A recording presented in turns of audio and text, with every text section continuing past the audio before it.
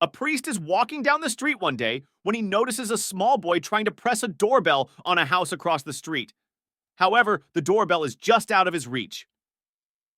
After watching the boy's efforts for some time, the priest moves closer to the boy's position.